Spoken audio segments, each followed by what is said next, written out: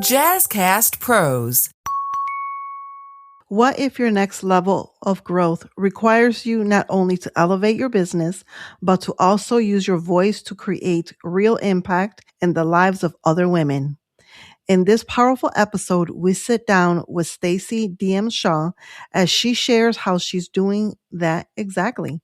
From empowering women through recognition and visibility to supporting domestic violence survivors with meaningful initiatives like Care Kits. We also get into the real conversation around AI, how to use it wisely, stay safe, and leverage it into grow your business without losing your human touch. If you have been wondering how to build a business that's both successful and purpose driven, this episode is going to open up your eyes and stretch your thinking. Welcome to Healing Her Within, where inner healing meets unstoppable power. This podcast is for women ready to stop shrinking, heal their inner child, and rise into their true selves. I'm your host, Marianne Rivera, and here we have real conversations about healing, growth, and reclaiming your voice. You were never broken, you were becoming. So take a breath, settle in, and let's begin from the inside out. All right, so let's get this show started. Hello. Hi. So we have had you on the show before. What have you been up to over the past 12 months? Well, I'm in the process right now of publishing another magazine. Okay. For the Her Chosen Legacy. I just almost finished spotlighting 20 ladies for Women History Month. And then the proceeds from those magazines is going to purchase care kits for domestic violence survivors.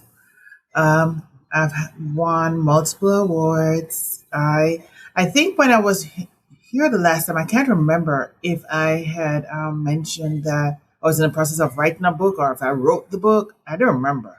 I don't think you had written it yet. I didn't. Okay, cool. So then I wrote a book and I wrote an ebook. Yes. And I have been diving into AI like crazy. I am fascinated by it. I would like more hours in the day that I can study all of the tools, but hey, can't do that. Yeah, it has been the entrepreneurial world. So you've been doing a lot of things. So let's just pause right there and let's backtrack a little bit. So the magazine, it's your baby. It's your annual thing, Women's History Month. Yes. What is it about honoring women that excites you and energizes you? Why do you do that? So we wear many hats as a woman. Many hats. Some of those hats, people don't even know that we wear them. And also, too, there's so many women that are doing things that have never been recognized.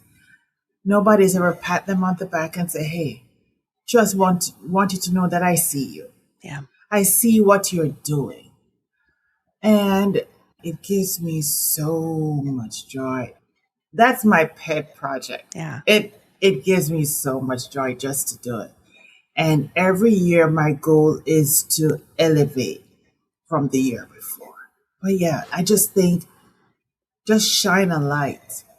Yeah, and I love that because oftentimes, especially with social media, and we always see like the glitz and glamour of entrepreneurship on, social media and things like that. But you are being purposeful on pouring into women, which, like you said, often go unrecognized, go unseen. They're not being celebrated. So that's truly beautiful. So you also mentioned that the proceeds of the magazine go to kits for domestic violence. Why is that an important thing for you? Why, domestic violence? And tell us a little bit more about the kits. Okay, so domestic violence. I am a survivor. I don't even want to use survivor anymore. I've overcome that. Okay, I've overcome. But at one point, that was part of my it is part of my story, but that is part of my life. I went through domestic violence. I've gone through various types of abuse, and I speak out about it. At one point, I was starting a nonprofit, but for right now, I gave it up because it is really something that really resonates with me. And there's so many women, children, and even men that go through it. Yeah. And you would never know. I don't want another person to go through what I went through. And that is how I started to speak about it. Okay. And started to do different things relating to domestic violence.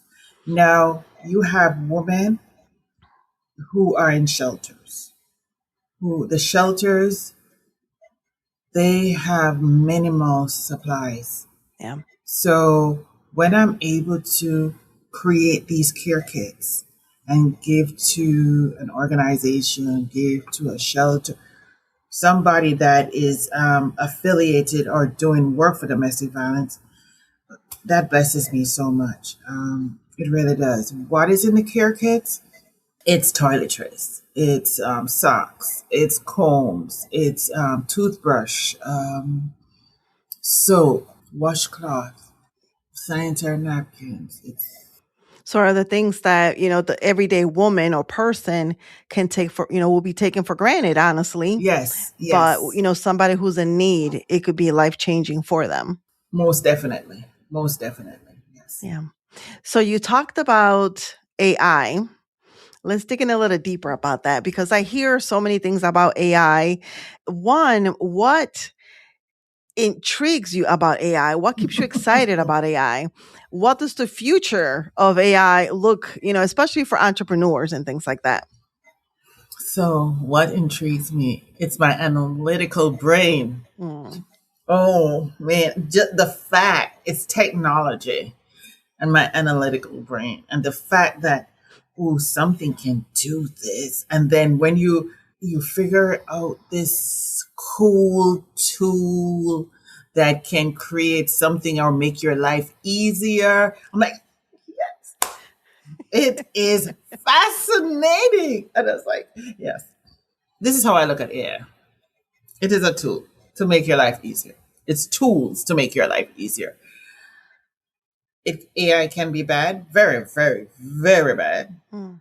or it can be very, very, very good. It's really how you use it. That's how I look at it. Talk a little bit about the bad part. Oh, the bad part is Just some when examples. somebody can use your voice to do something and it sounds like you, or they can use your features and put you on something, or say you wrote something and you didn't write it. So those are just a few of the things. Are there any are there any ways to safeguard yourself? Like when you're using these different platforms, is there anything that you can do to ensure that your voice, your features, your intellectual property is not taken advantage of? I know everybody's talking about ChatGPT now. That Yeah. ChatGPT is, the bad thing or Yeah. whatever. But some of these platforms, especially the ones that I use, there are features that you can go in and turn off. So, for instance, I'll just use ChatGPT for right now. Mhm. There is a feature that you go in and you turn it off, that it's not, your content is not used to train other people. Mm. So Okay. you turn, and then you also turn on multi-factor, where you have to sign in with authentication. So there are certain things that it is where I suggest that you do it, that it prevents, or it helps to prevent people from accessing your stuff. What about for, because I've seen several posts and I have read where individuals, especially teenagers, young adults, children, are using Chat GPT for like mental health. Mm. What is your take on that? And the reason why I specifically talk about, children and young adults and teenagers is because, adults, air quotes, know better or should know Yes. better. Yeah. Kids don't. That's They true. just feel they can just pick up this app and talk to it and get these tips and advice. Mhm. What's your take on that? So there should be some form of streamlining with that because, as you said, these are the kids. These are kids, and they're vulnerable, and it's really difficult to not to say to a kid you cannot use AI Right. because guess what? It's out there. It's everywhere, Yeah. right? And I think there should be some form of, and I don't know how they would do this, honestly, but that you have to prove that you're not a Mhm. kid. I don't know how they would do that. I really Right. don't know. Maybe, but you're right. It is. It can be used for bad, and unfortunately, it's the kids that want to experiment and want to do all the things that may get hurt. Yeah. And the thing about it is that sometimes, society will say, well, the parents should have better control. But the thing about it is, especially people who are parents, they know. They know that you cannot and you will not have eyes on your children 24/7. Mm-hmm. Parents have to work. Parents Mm-hmm. have to take care of other children. Yes. Kids are in school. Yes. And speaking from experience, I remember there were a lot of things I was not allowed to do. But you found a way to do it, right? I found a way to do it.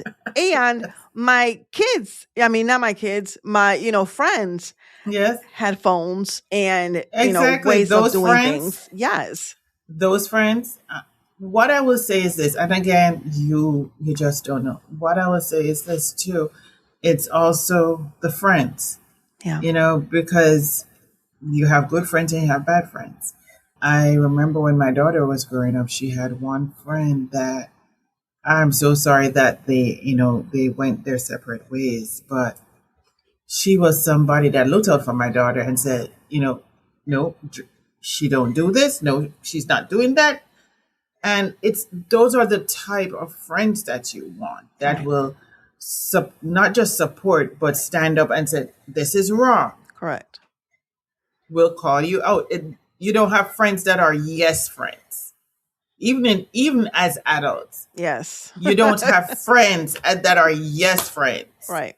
Right. So it would be good, but it's the world. Yeah. Do you have a favorite AI platform that you like? What is ChatGPT known for? And then there's Claude and Copilot and all these other ones. So my favorite. Oh, that is hard. Okay, you don't have to say favorite, like your top 3. No, okay, so I would say Claude, right? Because Claude is special. That's what I say. Claude is he's special, man. He's special. Okay, who is Because Claude and what platform is he on? The one that will chew you out and spit you out so bad. Is it Google or Microsoft? No, it's none of those. It has its own, and I can't pronounce the name properly. Okay, so it's its own. But Okay. It's its own. Like for instance, you would say with ChatGPT, that's OpenAI. I love Claude, honestly. What do you like about Claude? That it will call me out. But the writing is better than ChatGPT. I would say that. Okay. The brainstorming, the questions that it comes with. So for me, Claude is really like a coach. Well, all of them can operate like a coach if you tell it to, but the questions that Claude asks you, those are some major power. It's like it racks your brain. I was like, where did you get this question? It make you think. Claude really makes you think it with your business, the questions that it come out with. So for instance, if you're creating a business plan, the questions that Claude is going to come back with, ChatGPT ain't coming with it. So it just ain't. It's just not. Claude, you have Claude Code, where you can now create a one-page website with Claude Code. Claude has so many features with it. I mean, all of them do, but Claude has, it's really, I think it has moved to the number one spot Okay. right now. Yeah. Then you have Manus. Manus didn't just come out, but it's really starting to make a name for itself. And that one is pretty cool too, because it makes cute, see, it makes cute presentations. It's great on research. It also can build, a landing page and websites. Now you have Gemini, which is Google. Okay. Yeah, that one. Yeah, nano banana with those pictures. Oh yes. Do you think that AI is going to eliminate jobs? Yes, How so? yes. Because AI is able to do things much faster Mm-hmm. than the human person. Now, let me reel that in back a little bit. Mm-hmm. Yes, AI, I believe AI will take and eliminate a lot of jobs. However, if you learn AI and you can create things like agents, or you can, build things, or you can set up automations, or, just different aspects of it, you can use it. Okay. I believe, this is my opinion, I may be wrong, but it's my opinion, you'll be okay. Because it's the people that don't use it that I think will be problems. Okay. So speaking of automation, you are the chief administrative architect. Did I get that correct? I'm the administrative architect. Okay. I am the chief administrative strategist, also known as the administrative architect. Yes. Who is that? Who is that? What does she do? Oh, so that's me, Stacey D.M. Shaw, founder of Your Brilliant Transitions, which is a virtual administrative consulting company. And what I do is I work with business owners, entrepreneurs, and corporations to help them prevent things from falling through the cracks, from operating in chaos, making sure that their business operations, their back office, their administrative foundation operates effectively and efficiently so they can continue growing and scaling. That's what I do. I make sure you look good. I work in the back end while you go out and bring in the money. Who's your ideal client? My ideal clients are, let's see. Okay, fun side. The fun side, my ideal client is anybody that will pay me. Okay. But okay. That's true. But that will pay me. And that will listen, okay? Because you have clients that don't listen. Yeah. But seriously, my ideal clients are, I have two sets of ideal clients. My background is in the real estate industry, real estate development, and that. So my ideal clients, one of my ideal clients is within the real estate industry. So real estate development, construction, those, being able to help them. My other side is small business owners, because guys, here's the thing. Without administration, your company is going to crumble, because administration it's not just memos that people think. When you hear admin, you think, Right. oh, memos, or you're writing a document. No, that's not administration. Administration is the back office, is your business operations, is how your business runs. And if I can give an analogy or a scenario, if you think of a corporate company, a Fortune 500 company, they have an administrative department that deals with the functionality, the operations of the business. So they make sure that the accounting department is running properly. They make sure that the customer service department is running properly. They make sure that the production department the administrative department is the one that makes sure the company is running efficiently and effectively. Right. And that's what I do. I love that. That sounds amazing and fun, and glad that there are people like you that exist, because some of us don't have time for that. And we cringe thinking about all the admin stuff that have to be done. Yeah, it's fun. So you talked a little bit about at the beginning some awards that you have received. Oh, yes. What was one award that you received that caught you by surprise? And what was it for? So last year, I didn't know that I was going to receive the passion. Passion, purpose, peace. Thank you. Passion, Purpose, Peace Award. I was planning on attending the event, but I didn't know I was receiving one. Mm. And it was just an honor when I found, I was like, I saw my name. I'm like, hmm? And even when I went up on stage to receive the award, she whispered in my ear, she said, I surprised you, right? I'm like, yes, you did, because I didn't know that I was going to get one. I didn't know I was going to receive one. So, again, somebody recognizing me for who I am, for what I do with my business, as well as the philanthropy side, the ministry side, it means a lot, because, again, as women, we wear so many hats. And a lot of times we're not recognized. We just keep going. Yeah. So just to say, I see you, it says a lot. Yeah, I love that. So 2026, what are you looking forward to for the rest of this year? I am looking forward to, let's see, hosting my summit in June, my virtual summit in June. I'm looking forward to doing that. Launching my first anthology. Nice. Yeah, I'm looking forward to doing that. And from my business is tapping into corporate clients and doing a little bit. I prefer actual training than actual speaking. So I want to be able to really tap into that. I love that. So you are on the Healing Her Within podcast. How do you think little Stacey will feel about everything that you have accomplished and what you're doing today? Whew. That's what that. Why did you go there? We were having fun, okay?